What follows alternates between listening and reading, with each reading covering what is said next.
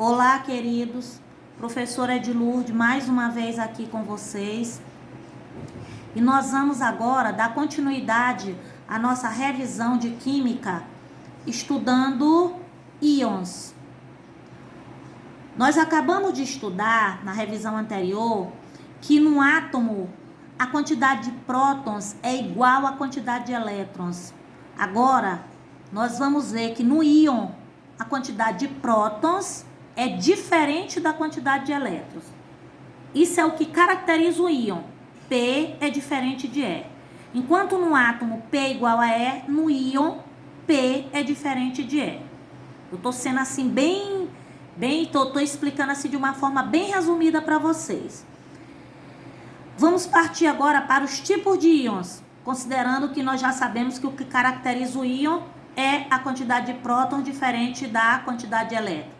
Nós temos dois tipos de íons. O primeiro tipo de íons que nós vamos ver aqui é o cátion. O que caracteriza o cátion? O cátion é o íon positivo que tem a finalidade de perder elétrons, tá? Nunca te esquece disso. O fato dele ser positivo não significa que ele ganha. E se tratando de íon, o íon positivo, ele não ganha, ele perde elétrons. No exemplo 1, eu peguei aqui o cátion sódio. O sódio, ele é simbolizado por Na, até porque vocês já sabem que tem elemento químico cujo seu símbolo deriva do seu nome em latim. E por que que o símbolo do sódio é Na? Porque ele deriva da palavra nátrio em latim. Não esquecendo que quando o elemento químico é simbolizado por duas letras, a primeira letra é maiúscula e a segunda é minúscula. Eu tenho aqui, no canto inferior esquerdo desse cátion, o número atômico do elemento. E o número atômico desse elemento sódio é 11. Então, se Z é igual a 11 e Z é igual a P, que tu viste comigo na aula anterior, Z é igual a P, quanto é o P do sódio? É 11. E o que essa carga positiva está evidenciando? Que ele está perdendo um elétron. Então, como é que tu vai calcular a quantidade de elétrons? Tu vai pegar os 11 elétrons que ele tem a priori, tá? E vai subtrair de 1, que ele está perdendo. Então, ele vai ficar com quantos elétrons? 10. Moral da história. Esse cátion sódio tem 11 prótons e tem quantos elétrons? 10 elétrons.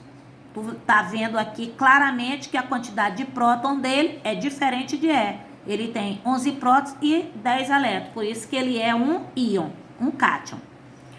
No exemplo 2, eu tenho aqui o alumínio, o cátion alumínio. O que caracteriza que ele é um cátion? Essa carga aqui. Ele está perdendo quantos elétrons? 3 mais. Se a carga dele é positiva, está perdendo. Quantos elétrons? 3. No canto inferior esquerdo, quanto é o número atômico dele? 13. Z igual a 13, Z igual a P, P igual a 13. E a quantidade de elétrons? A priori, ele tem quantos elétrons? 13 elétrons, mas ele está perdendo 3, então ele vai ficar com quantos elétrons? 10. Qual a conclusão que tu tira? Que ele tem 13 prótons e quantos elétrons? 10. Então, P é diferente de E, por isso que é um cátion. Observa que no cátion, sempre a quantidade de prótons é maior do que a quantidade de elétrons. Olha aqui, 13 prótons, 13 elétrons. Olha aqui, no exemplo anterior do sódio, 11 prótons e 10 elétrons. Agora nós vamos para o segundo tipo de íon, que é o ânion. O que caracteriza o ânion? Ele é um íon negativo que ganha elétrons. Enquanto o cátion, recapitulando, é positivo e perde, o ânion ele é negativo e vai ganhar.